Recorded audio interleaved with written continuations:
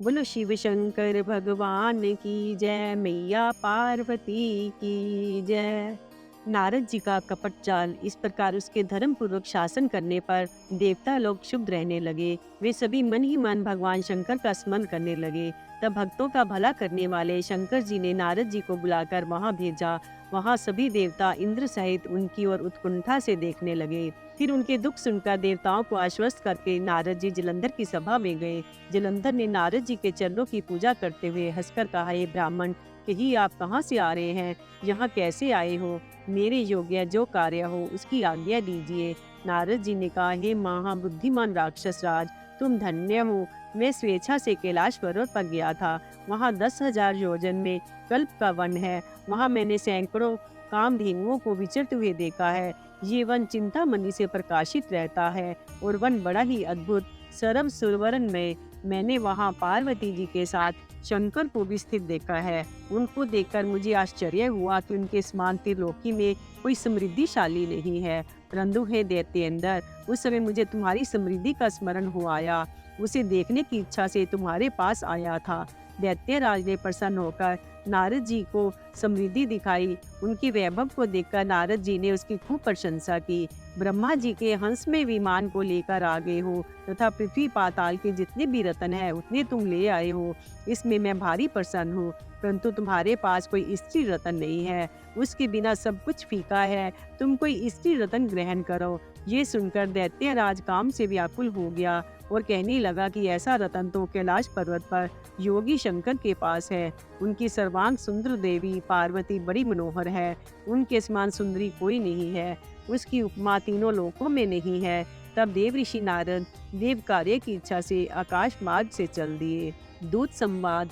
नारद के चले जाने पर जलंधर ने एक अपने राहु नामक दूत को कैलाश पर्वत पर भेजा। वहां पर नंदी ने उसको द्वार पर रोका, परंतु वह जबरदस्ती शिव सभा में पहुंच गया। वहां उसने दैत्यराज का संदेश सुना दिया कि शिव की भार्या पार्वती को जलंधर ने मंगाया है। ये सुनते ही भगवान शूलपाणी के आगे पृथ्वी फोड़कर एक भयंकर शब्द वाला पुरुष निकला, जिसका मुख सिंह के समान था। वह दौड़कर राहु को खाने चला। राहु बड़े वेग से भागा, परंतु उस पुरुष ने उसे पकड़ लिया। राहु ने शिवजी से शरण मांगी। शिव ने उसे छुड़ा दिया, परंतु वह पुरुष शिव से बोला, प्रभु, मुझे भूख लगी है। शिव ने कहा, तुम अपने हाथ पैर का मांस खाओ। उसने ऐसा ही किया। इससे उसका सिर मात्र ही शेष रह गया। शिवजी उसकी आज्ञाकारिता से प्रसन्न हुए और उसे द्वार पर कीर्ति मुख नामक गण बनाकर स्थित किया। शिव गणों का असुरों से युद्ध। तब वह दूत बर्बर नाम से विख्यात हो गया। वह अपना नया जन्म जानकर धीरे धीरे जलंधर के पास गया। वहां उसने शंकर जी की सभी चेष्टाएं कही। ये सुनकर दैत्यवर जलंधर ने दैत्य सेना सजाने की आज्ञा दी। काली नेम और शुंभ निशुंभ सभी महाबली दैत्य युद्ध को तैयार हुए। सभी दिशाओं से करोड़ों करोड़ों दैत्य निकल पड़े। इस प्रकार सिंधु पुत्र युद्ध करने को निकल पड़ा। आकाश में मेघ छा गए। उसकी आगे अनेक अपशकुन हुए। शुक्राचार्य तथा छिन्न स्वर वाला राहु सामने आए। उसी समय जलंधर का मुकुट खिसक गया, परंतु वह चलता ही गया। इधर देवगण शिवजी के पास पहुंचे। उन्होंने पूरा हाल कह दिया। ये भी कहा कि प्रभु, विष्णु जी भी उसके अधीन होकर उसके घर में लक्ष्मी सहित निवास कर रहे हैं। अब देवता भी वहां रह रहे हैं। वह महाबली युद्ध करने आपके पास आ रहा है, अतः आप उसे अवश्य मार डालिए।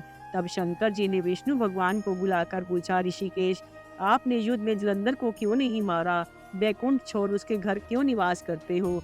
विष्णु ने हाथ जोड़कर कहा, तुम्हारा अंश तथा लक्ष्मी का भ्राता जानकर मैंने उसे नहीं मारा था। वास्तव में वह बड़ा वीर तथा अजय है। मैं उसकी वीरता से मुग्ध होकर ही उसके घर में निवास करने लगा हूँ। विष्णु जी के वचनों को सुनकर भक्त वत्सल शंकर जी हंस पड़े और बोले, हे विष्णु, मैं उस दैत्य जलंधर को अवश्य मार दूंगा। इसी समय दैत्यों का भारी कोलाहल हुआ। उन्होंने भी अपने गणों को युद्ध करने का आदेश दिया। कैलाश के समीप भीषण युद्ध होने लगा। दैत्य अनेकों प्रकार से अस्त्र शस्त्र बरसाने लगे। भेरी, मृदंग, शंख आदि के नाद से पृथ्वी कांपने लगी। मृतक हाथी घोड़े पैदलों से पहाड़ सा बन गया।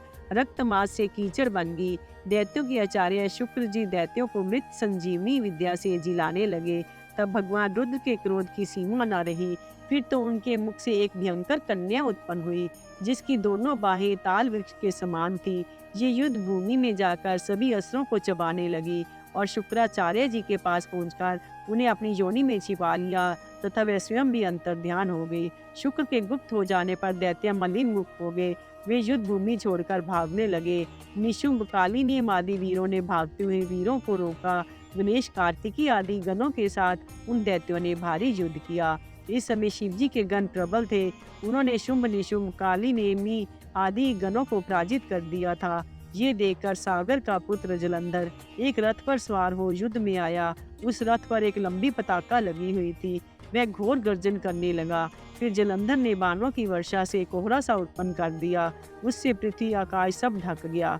उसने नंदी, गणेश आदि की बाणों से छेद दिया। कार्तिकी ने एक शक्ति के द्वारा उसे धाराशायी कर दिया, परंतु क्रोधाविष्ट हो उठकर गदा से प्रहार करने लगा।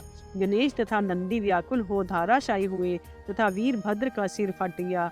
वीरभद्र को पृथ्वी पर गिरा देखकर शंकर जी के गण युद्ध भूमि से भागने लगे। शिव जलंधर युद्ध। अब रौद्र रूप महाप्रभु शंकर जी नंदी पर चढ़कर उस युद्ध भूमि में आए। भीषण रूपधारी रुद्र को देखकर दैत्य लोग भागने लगे। तब हजारों बाणों की वर्षा करता हुआ जलंधर शंकर जी की ओर दौड़ा। उसके वीरगण भी शंकर जी की ओर दौड़े। उसके बाण जाल को शंकर जी ने काट दिया। खड़ग रोमा दैत्य को शंकर जी ने फरसे से काट दिया। वला का भी सिर काट दिया। किसी को शिवजी के बैल से ही मार भगाया। जलंधर ने अपने शुंभादि दैत्यों को धिक्कारा, परंतु वे भयभीत हुए लड़ने ही नहीं आते थे। तब क्रुद्ध जलंधर ने 70 बाणों की वर्षा से शिवजी को वेद डाला। शिवजी उसके सभी बाणों को काटते रहे। उन्होंने जलंधर की ध्वजा, छत्र आदि सभी को काट दिया। 7 बाणों से तीव्र आघात किया। धनुष कट जाने पर जलंधर ने गदा उठाई। शिवजी ने गदा के भी टुकड़े कर दिए। तब जलंधर शिव का रूप बना पार्वती के पास पहुंचा। पार्वती को देख मार्ग में ही उसका वीर्यपात हो गया। गौरी उसे दानव जानकर अंतर्ध्यान हो गई और सागर के तट पर चली गई। तब विष्णु पार्वती जी के पास पहुंचे। पार्वती जी ने कहा, क्या तुम्हें दुष्ट जलंधर का कृत्य मालूम है? विष्णु ने हाथ जोड़कर कहा, मुझे तुम्हारी कृपा से सभी कुछ मालूम है। फिर पार्वती ने विष्णु जी से कहा कि उस दैत्य ने जो मार्ग खोला है उसका अनुसरण कर तुम उसकी पत्नी का पतिव्रत नष्ट करो। ये दैत्य तभी मरेगा। वृंदा का पतिव्रत भंग। तब विष्णु भगवान जलंधर के नगर में जाकर उसके एक उद्यान में ठहर गए। वृंदा ने स्वप्न में देखा कि उसका पति नग्न होकर सिर पर तेल लगाए महिष पर चढ़ा दक्षिण दिशा की ओर जा रहा है। वे काले रंग की फूलों की माला पहने हैं। उसके चारों ओर हिंसक जीव हैं। उसका नगर समुद्र में डूब रहा है। तत्काल वह स्वप्न पर विचार करने लगी। उसका मन नहीं लगता था, अतः वह सखियों के साथ अटारी पर आई। फिर उपवन में घूमने गई। वहाँ उसने मुनि तपस्वी को देखा। भयभीत वृंदा ने उस मुनि को गले में हाथ डाल दिया। इससे वृंदा को अभय हुआ। उसने मुनि को प्रणाम करके कृतज्ञता प्रकट की। फिर मुनि के पास 2 वानर आए। वे आकाश में उड़े और जलंधर का सिर तथा धड़ लेकर मुनि के पास आए। फिर पति को मृत जान वृंदा मूर्छित हो गई। अनेकों प्रकार का करुण विलाप करने लगी। फिर मुनि से कहा कि हे कृपा निधे, इस मेरे पति को आप जीवित कर दीजिए, और दैन्य भाव से मुनि के चरणों पर गिर पड़ी। तब मुनि ने कहा कि शिव के द्वारा मृत जलंधर जीवित होना कठिन है, परंतु शरणागत की रक्षा करना ही सनातन धर्म है, अतः मैं इसे जीवित कर देता हूँ। वह जीवित हो गया। ये सब विष्णु की माया थी। जलंधर को जीवित देख वृंदा बड़ी हर्षित हुई। उसने उठकर वृंदा का आलिंगन तथा चुंबन किया। फिर वह सूरत तथा संभोग में उसे विष्णु जानकर कहने लगी, हे प्रायी स्त्री से रमन करने वाले विष्णु, तुम्हारे शील को भारी धिक्कार है। मैंने तुम्हें जान लिया, तुम मायावी हो। तुमने जो मुझे 2 राक्षस दिखाए थे, वे कभी तुम्हारी स्त्री को हर लेंगे। ये सर्वेश्वर मुनि तुम्हारा साथी होगा, तुम्हारी बंदर सहायता करेंगे, तुम महान दुखी होंगे। ऐसा कहकर वे अग्नि में प्रवेश कर दी। उसका तेज पार्वती जी में प्रवेश कर दिया। जलंधर का वध। उधर जब गिरिजा अदृश्य हो गई, जो भगवान शंकर चैतन्य होकर भारी क्रोध करने लगे। जलंधर शंकर जी के बाणों को काटने लगा, परंतु जब शंकर के बाण नहीं कटे तो उसने माया की पार्वती बनाकर अपने रथ के पहियों से बांध ली। तब अपनी प्रिया का ऐसा कष्ट जानकर भगवान शंकर प्राकृत जनों की तरह व्याकुल हो गए। उन्होंने तेजस्वी भयंकर रौद्र रूप धारण किया। उसके रौद्र रूप को देखकर कोई भी दैत्य उनके सामने खड़ा नहीं हो सका। यहाँ तक कि शुंभ निशुंभ भी समर्थ नहीं हुए। तब उन्हें धिक्कारते हुए शिव ने कहा कि तुम दोनों बड़े दुष्ट हो, तुमने मेरा बड़ा अपराध किया है। तुम पार्वती को मारते और युद्ध से भागते हो।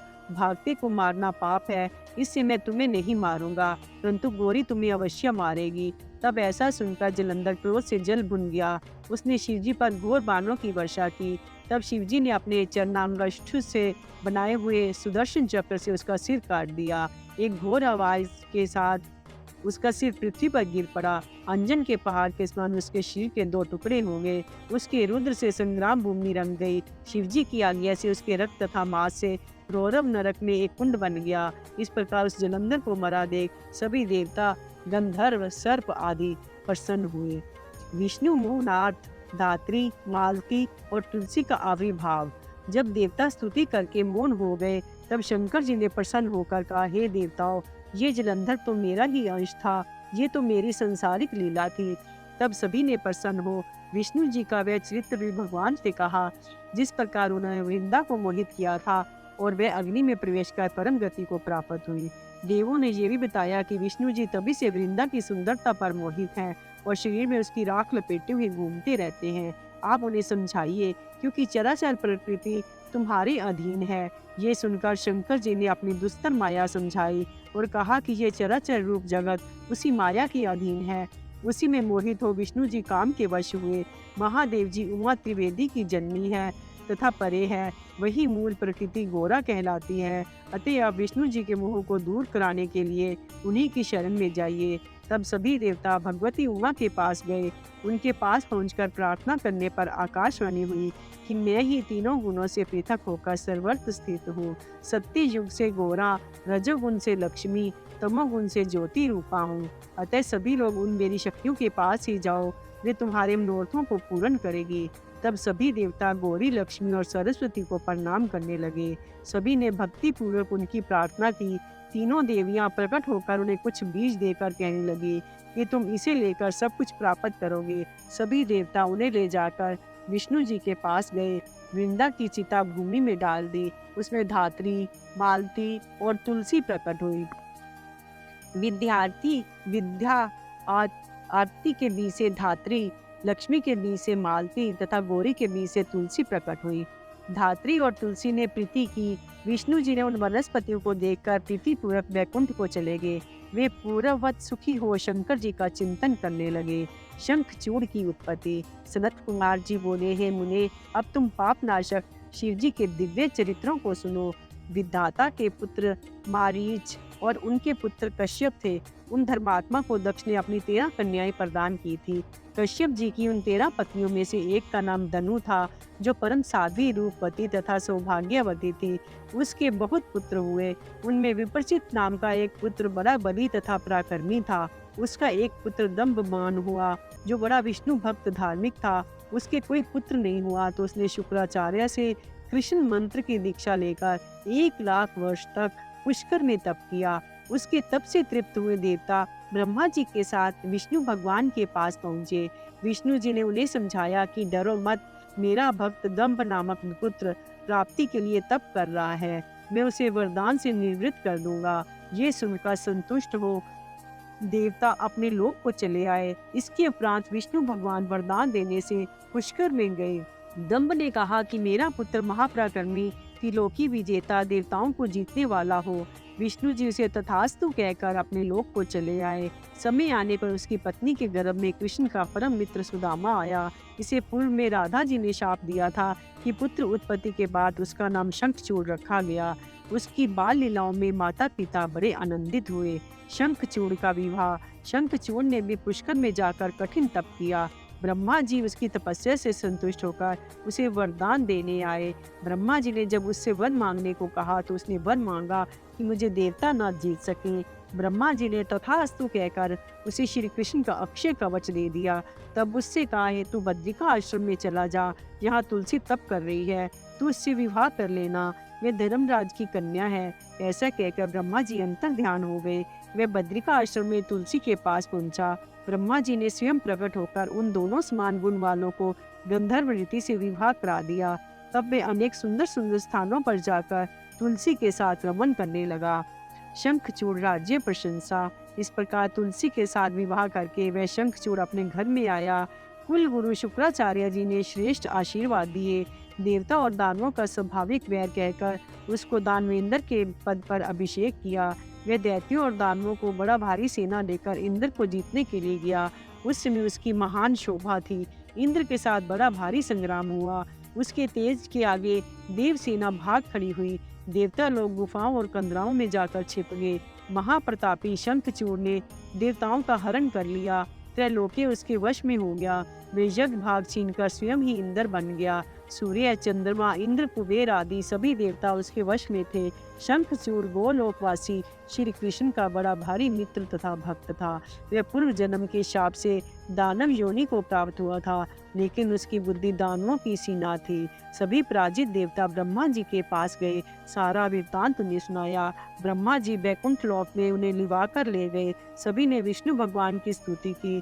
तब विष्णु भगवान ने कहा कि ये सब कुछ मैं जानता हूँ।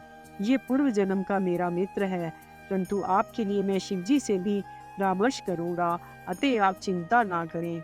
देवगणों का शिव के पास जाना। विष्णु भगवान ब्रह्मा आदि देवों को साथ लेकर शिवलोक में गए।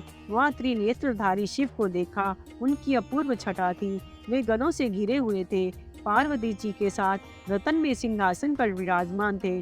उन्हें देखकर विष्णु भगवान को महान प्रसन्नता हुई। वह होने वाली नृत्य गीत आदि को वे सुनने लगे।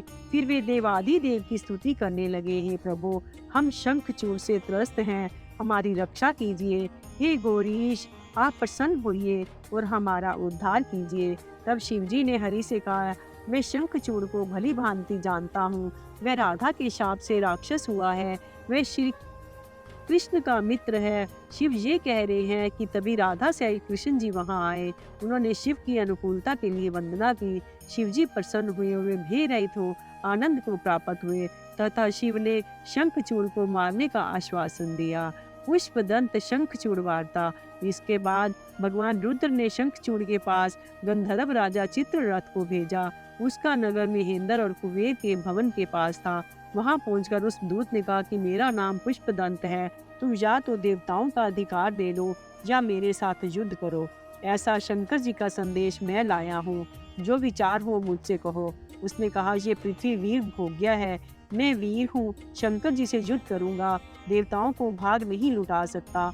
मैं कल प्रातः काल ही रुद्रलोक की यात्रा करूंगा। ये सुनकर पुष्पदंत शिवजी के पास लौट गए। उन्हें सारा वृत्तांत निवेदन किया।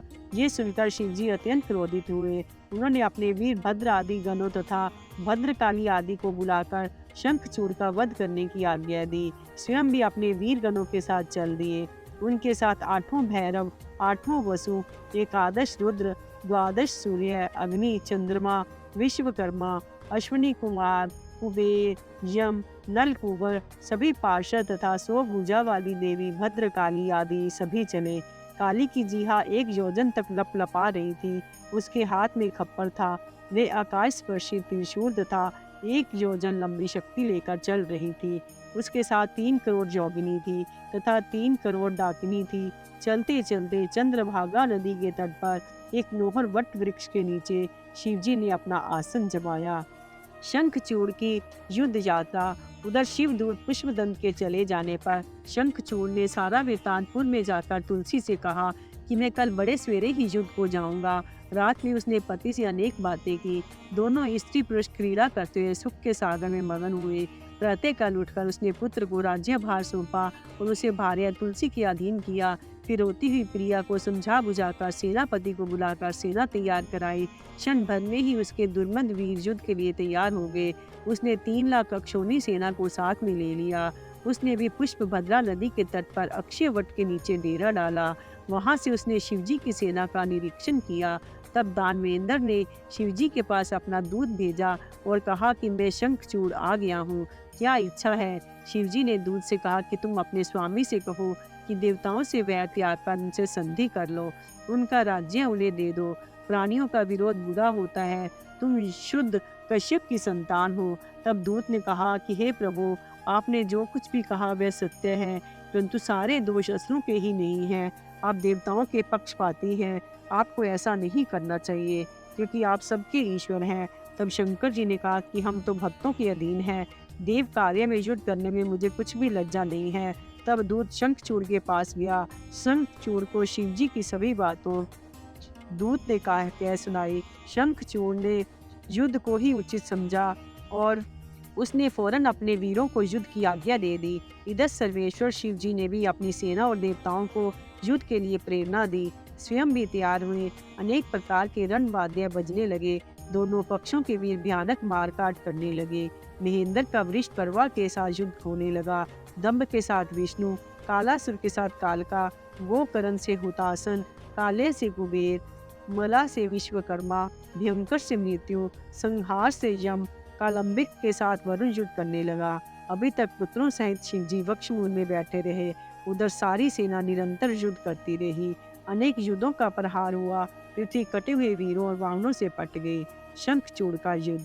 सभी देवता दानवों में पराजित होकर इधर उधर भागने लगे। कुछ भागकर शंकर जी की शरण में गए। तब कुपित तो भगवान युद्ध करने चले। उधर पहुंचते ही सैकड़ों अक्षौणी सेना का संहार करने लगे।